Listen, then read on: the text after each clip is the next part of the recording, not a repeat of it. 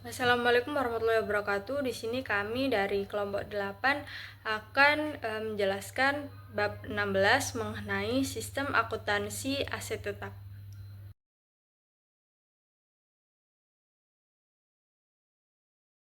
Baik, sebelum saya menjelaskan, izinkan saya memperkenalkan diri terlebih dahulu.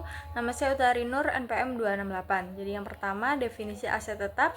Aset tetap adalah aset perusahaan yang memiliki wujud, mempunyai manfaat ekonomis lebih dari 1 tahun, kemudian diperoleh perusahaan untuk melaksanakan kegiatan perusahaan. Jadi bukan untuk dijual kembali.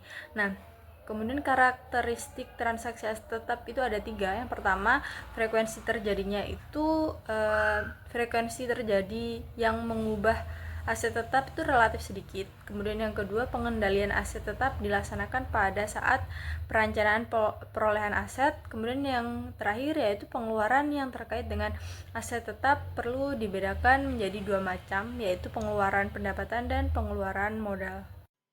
Baik, saya akan melanjutkan penjelasan dari teman saya. Sebelum itu, perkenalkan saya Jaya Dewi Nirwana dengan akhiran NPM 343. Di sini saya akan membahas mengenai penggolongan aset tetap, yang dimana aset tetap dalam perusahaan manufaktur umumnya yang digolongkan sebagai berikut ini. Yang pertama di sini tanah dan perbaikan tanah, yang kedua gedung dan perbaikan gedung, yang ketiga mesin dan peralatan pabrik itu seperti kayak di area manajemen area kantor manajemen, dan yang keempat ini mebel, yang terakhir kendaraan. Nah, dengan penggolongan ini tuh perusahaan dapat mengelola aset tetapnya secara lebih efisien, mencatat penyusutan dengan benar, dan melakukan evaluasi terhadap kondisi serta nilai aset secara berkala. Selanjutnya akan dibahas oleh teman saya. Kemudian berikutnya transaksi yang mengubah aset tetap. Yang pertama tuh transaksi perolehan. Transaksi perolehan di sini tuh bisa jadi transaksi pembelian, kemudian pembangunan ataupun sumbangan aset tetap. Nah, jurnal untuk mencatat transaksi ini adalah aset tetap pada bukti kas keluar yang akan dibayar. Kemudian yang kedua, transaksi pengeluaran modal. Nah, transaksi di sini tuh yang berkaitan dengan aset tetap dan masa manfaatnya itu lebih dari 1 tahun. Nah, jurnalnya yaitu aset tetap pada bukti kas keluar yang akan dibayar. Kemudian yang ketiga, transaksi penyusutan aset tetap. Nah, jadi aset tetap kan setiap tahunnya pasti disusutkan ya. Jadi dia membutuhkan penyesuaian. Jadi jurnalnya adalah biaya overhead pabrik sesungguhnya, beban administrasi dan umum, beban pemasaran pada akumulasi penyusutan aset tetap. Kemudian yang terakhir, transaksi penghentian pemakaian aset tetap. Nah, jadi kan dalam pemakaian aset tetap itu pasti ada kondisi di mana untuk mempertimbangkan nilai ekonomis atau yang lain yang sudah tidak layak dipakai lagi. Jadi aset tetapnya akan diberhentikan untuk pemakaiannya. Nah, jadi jurnalnya adalah akumulasi penyusutan pada akumulasi penyusutan rugi penghentian pemakaian aset tetap pada aset tetap. Baik, sebelum menjelaskan, perkenalkan terlebih dahulu, nama saya Alvina Cantrika Kartika Dewi dengan akhiran NPM 370. Di sini saya akan menjelaskan mengenai transaksi reparasi dan pemeliharaan. Dalam penggunaan aset tetap, perusahaan perlu melakukan reparasi dan pemeliharaan untuk memastikan aset tetap dalam kondisi layak guna. Berdasarkan kebijakan akuntansi, pengeluaran atas aktivitas ini dibedakan menjadi 2. Yang pertama yaitu pengeluaran modal dan pengeluaran pendapatan. Pengeluaran modal adalah pengeluaran yang meningkatkan manfaat atau umur aset tetap, sehingga diakui sebagai penambahan nilai aset. Sebaliknya, pengeluaran pendapatan adalah pengeluaran yang hanya menjaga kondisi aset tanpa menambah manfaat ekonomisnya, sehingga dicatat sebagai beban dalam periode terjadinya. Ada 2 bentuk pencatatan. Pertama, jika reparasi dilakukan dengan membayar langsung menggunakan kas, maka dicatat sebagai beban dan pengurangan kas. Kedua, jika menggunakan persediaan suku cadang atau melibatkan tenaga kerja, maka dicatat sebagai beban dan diikuti dengan pengurangan nilai persediaan serta distribusi biaya tenaga kerja. Kesimpulannya, pencatatan ini penting untuk memastikan laporan keuangan mencerminkan kondisi keuangan yang sebenarnya, serta untuk memisahkan antara pengeluaran yang bersifat operasional dan yang menambah nilai aset. Selanjutnya di sini ada manajemen aset tetap. Nah, jadi dalam perusahaan, aset tetap seperti mesin, kendaraan, atau peralatan kantor itu harus dimanfaatkan secara optimal selama umur ekonomisnya. Untuk itu, dibutuhkan manajemen aset tetap yang terorganisir agar penggunaannya tepat sasaran dan efisien. Jika setiap bagian dalam perusahaan bisa menggunakan, memindahkan, atau menghentikan pemakaian aset tetap secara bebas, maka penggunaan aset bisa menjadi tidak optimal. Bisa saja suatu bagian masih memerlukan aset tersebut, namun aset sudah dipindahkan atau dihentikan tanpa koordinasi. Nah, karena itu perusahaan perlu menunjuk satu fungsi atau bagian khusus, yaitu bagian aset tetap yang bertanggung jawab atas pengelolaan aset tetap. Fungsi ini memiliki wewenang penting seperti menempatkan aset ke fungsi pemakai, mengatur pemindahan antar bagian, memberi otorisasi penghentian penggunaan, serta mengizinkan pengiriman aset keluar untuk keperluan reparasi. Dengan manajemen terpusat seperti ini, penggunaan aset dapat diawasi dan diatur dengan lebih efisien, sehingga memberikan manfaat maksimal bagi perusahaan. Baik, selanjutnya saya akan menjelaskan mengenai struktur kode aset tetap. Sebelumnya, perkenalkan terlebih dahulu, nama saya Nazalika Dewi Ramadhani, NPM 240130100336. Jadi di struktur kode aset tetap itu terdapat beberapa komponen seperti golongan aset tetap, jenis aset tetap, tahun perolehan, fungsi, lokasi, dan portability. Nah, sekarang kita masuk ke golongan aset tetap terlebih dahulu. Jadi di golongan aset tetap itu kita menggolongkan aset tetap berdasarkan urut sesuai kodenya, seperti yang ada di slide ini. 1, tanah, itu maksudnya nomor 1, tanah dan perbaikan tanah, lalu yang nomor 2, gedung dan perbaikan gedung, 3, mesin dan peralatan pabrik, 4, mesin dan peralatan kantor, 5, mebel, 6, kendaraan darurat, 7, kendaraan air, 8, kendaraan udara, dan 9, aset tetap lain. Lalu selanjutnya masuk ke bagian jenis aset tetap. Jadi, tiap golongan aset tetap itu dapat dirinci lebih lanjut masing-masing sampai dengan 99 jenis. Seperti contohnya itu mesin dan peralatan kantor dirinci jadi seperti 01 mesin ketik manual, 02 mesin ketik elektronik, dan seterusnya. Lalu untuk tahun perolehan aset tetap itu diambil 2 angka terakhir dan dicantumkan dalam kode aset tetap, seperti misal tahun 1992 diambil 2 angka terakhirnya 92 gitu. Lalu di fungsi pada struktur kode aset tetap itu terdapat 3, yaitu yang kode nomor 1 itu fungsi produksi, kode nomor 2 itu fungsi administrasi dan umum, kode nomor 3 itu fungsi pemasaran. Selanjutnya, komponen lokasi ini juga urut ya dari daerah, gedung, lantai, nomor kamar. Misal seperti di contoh yang di bawah itu ada 420806. Jadi maksudnya itu daerah 4, terus gedung 2, terus lantai 08, nomor kamar 06 gitu. Lalu kalau portability itu digolongkan menurut kemudahan dan dapat atau tidaknya aset tetap dipindahkan dari satu tempat ke tempat lain. Jadi seperti kode nomor 1 itu portable atau dapat dibawa dengan tangan manusia. Lalu kode nomor 2 itu movable, dapat dipindahkan dengan bantuan peralatan. Lalu kode nomor 3 itu fixtures atau melekat pada aset tetap lain. Jadi kita ambil contohnya di bawah yang lokasi itu ada contoh 405, strip 92, strip 3, strip 420806, strip 2. Jadi maknanya yang 405 itu, tadi kan yang kode nomor 4 itu mesin dan peralatan kantor. Lalu ada 05 itu yang fotokopi. Lalu 92 itu dari tahun perolehan tadi, 1992. Lalu tadi kan kode nomor 3 itu yang di fungsi itu ada fungsi pemasaran. Lalu untuk 42086 tadi lokasi, lalu 2 itu movable, dari yang portability seperti yang dilihat, nomor 2 itu movable. Itu. Baik, saya akan melanjutkan penjelasan dari depan saya. Sebelum itu, perkenalkan saya Cedera Nirwana dengan akhiran MM 343. Di sini saya akan membahas mengenai dokumen, yang dimana dokumen-dokumen ini itu yang digunakan untuk mencatat transaksi yang memengaruhi harga pokok dan akumulasi penyusunan aset tetap. Nah, ini tuh meliputi seperti surat permintaan otorisasi investasi, terus surat permintaan repasasi, yang ketiga surat permintaan transfer, yang keempat surat permintaan penghentian pemakaian aset tetap, yang kelima surat perintah kerja, yang keenam surat order pembelian, yang ketujuh laporan penerimaan barang, yang kedelapan faktur dari pemasok, yang ke-9 bukti kas keluar, dan yang terakhir bukti memorial. Nah, dokumen-dokumen ini tuh digunakan dalam proses pencatatan dan pengelolaan aset tetap, khususnya dalam kaitannya dengan harga perolehan, perawatan, penggunaan, penghentian, serta penyusutan. Selanjutnya saya akan membahas mengenai catatan akuntansi, yang dimana digunakan untuk mencatat transaksi untuk mengubah harga pokok aset tetap dan akumulasi penyusutan aset tetap, yang dimana di sini terdapat 3 komponen. Yang pertama, kartu aset tetap untuk mencatat secara rinci semua data terkait dengan aset tetap tertentu. Lalu yang kedua, jurnal umum untuk mencatat transaksi terkait harga pokok, pemasangan, pembongkaran, penghentian pemakaian, dan penyusunan aset tetap. Lalu yang ketiga, register bukti keluar, yang dimana untuk mencatat transaksi pembelian aset tetap melalui pengeluaran kas. Selanjutnya akan dibahas oleh teman saya. Selanjutnya akan dijelaskan oleh saya, Eriska Putri Fitratul Ilma dengan akhiran NPM 353. Yang pertama ada fungsi terkait. Fungsi pertama, fungsi pemakai, bertanggung jawab atas penggunaan dan pemeliharaan aset tetap. Kemudian fungsi penelitian dan pengembangan, mengajukan usulan investasi aset tetap. Lalu direktur yang terkait memberikan persetujuan usulan investasi, dan direktur utama memberikan otorisasi terhadap semua mutasi aset tetap.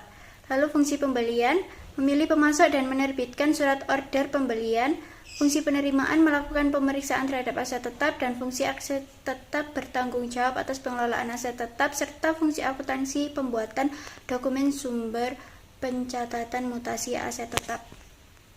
Lalu untuk jaringan subsistem, yang pertama sistem pembelian aset tetap dirancang untuk melaksanakan pencatatan harga pokok aset tetap yang diperoleh dari transaksi pembelian.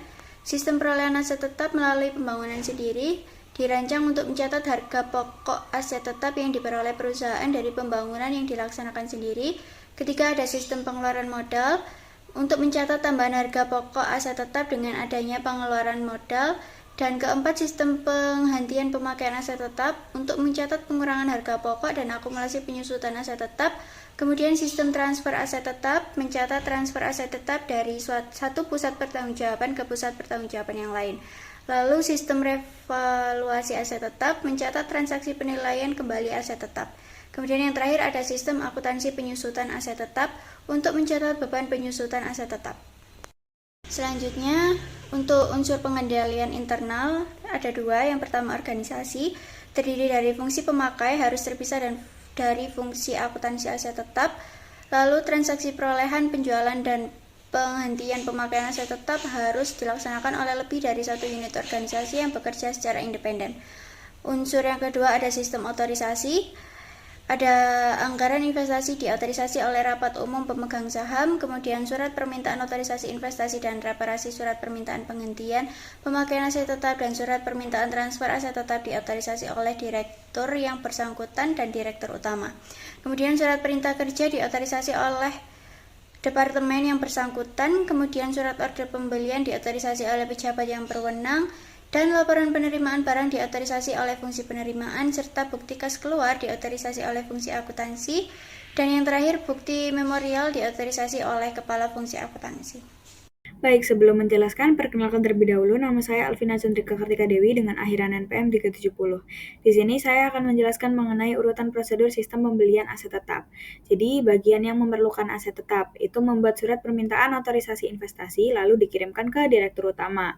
Setelah dikirimkan ke direktur utama menerima surat permintaan otorisasi investasi lalu memberikan otorisasi atas permintaan tersebut, mengirimkan kembali surat yang sudah disetujui ke bagian terkait.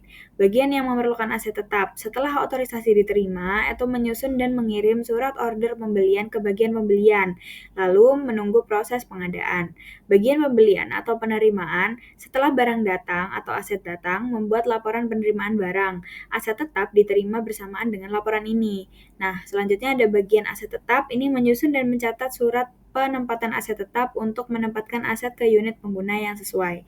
Dan di sini ada dokumen yang terlibat, yaitu yang pertama ada surat permintaan otorisasi investasi, yang kedua ada surat order pembelian, ketiga ada laporan penerimaan barang, dan yang keempat ada surat penempatan aset tetap.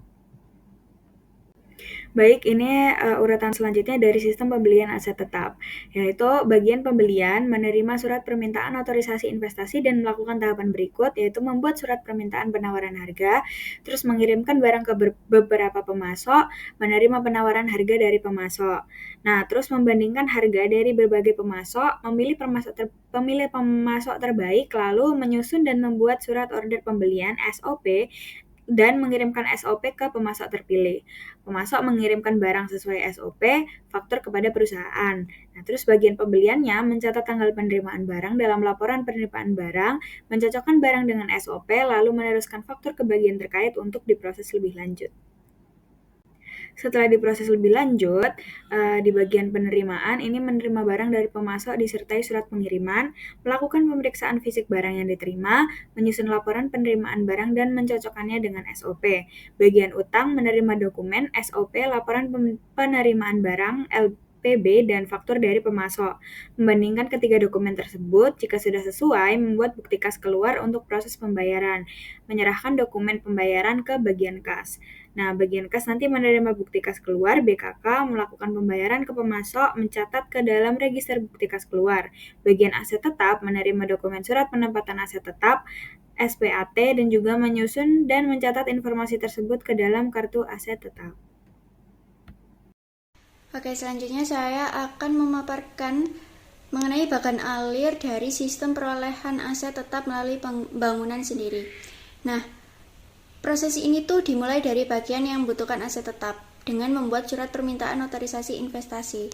Setelah mendapat persetujuan dari direktur utama, dilanjutkan dengan pembuatan surat perintah kerja.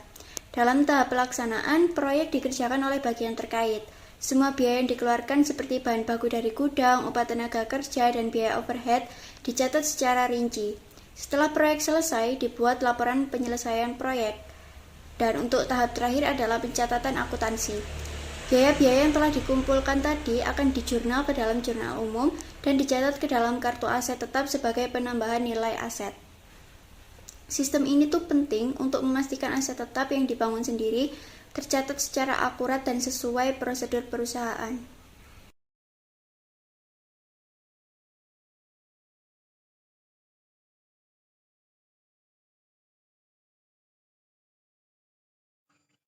Baik, selanjutnya saya akan menjelaskan bagian alir sistem pengeluaran modal.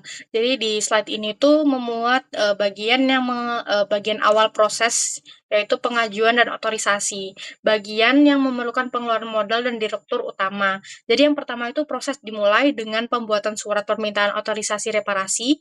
Lalu yang kedua dokumen itu dikirim ke direktur utama untuk memperoleh otorisasi. Selanjutnya setelah mendapat otorisasi, dokumen didistribusikan.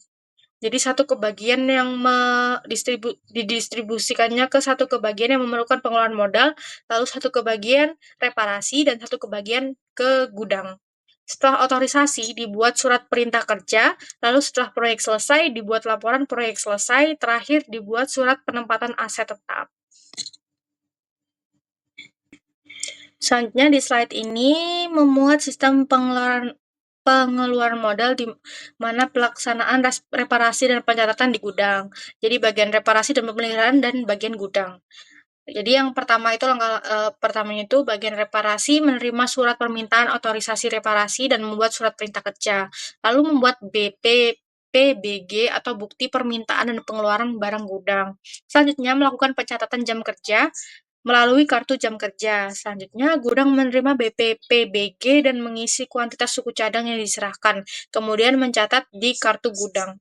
Lalu, setelah pekerjaan selesai, bagian reparasi membuat laporan proyek selesai atau LPS.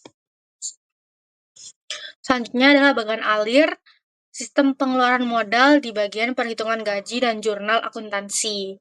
Jadi di bagian gaji dan upah juga jurnalnya. Jadi yang pertama itu bagian gaji menggunakan kartu jam kerja untuk menyusun daftar upah dan rekap daftar upah atau RDU. Selanjutnya dokumen upah dikirim ke bagian utang. Dan yang terakhir bagian jurnal mencatat BPPBG, lalu RDU dan dokumen lain ke dalam jurnal umum untuk proses akuntansi.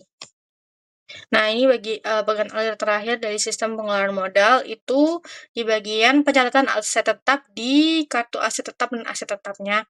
Jadi, yang pertama semua dokumen dari berbagai bagian dikumpulkan seperti SPUI, surat permintaan otorisasi investasi, lalu BPPBG yang tadi, RDU yang tadi, dan juga LPS ya. Lalu dokumen tersebut digunakan untuk membuat bukti memorial dan selanjutnya dicatat dalam kartu aset tetap. Bagian aset tetap kemudian menerima laporan proyek selesai dan membuat surat penempatan aset tetap yang akan menjadi akhir dari proses sistem pengeluaran modal. Baik, di sini saya akan membahas mengenai sistem penggantian pemakaian aset tetap.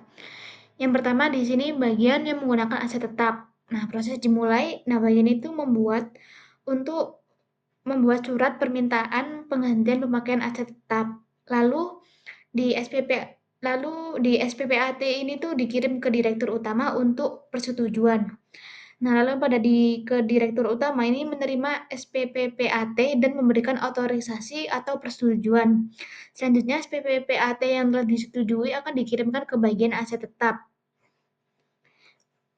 Nah, pada bagian aset tetap ini tuh menerima SPPPAT yang sudah disetujui dan meneruskan SPPAT ini tuh ke bagian kartu aset tetap dan bagian jurnal. Lalu di sini pada bagian kartu aset tetap ini tuh membuat bukti memorial berdasarkan SPPPAT dan mencatat perubahan ke dalam kartu aset tetap. Lalu pada bagian jurnal ini tuh menerima bukti memorial dari bagian kartu aset tetap.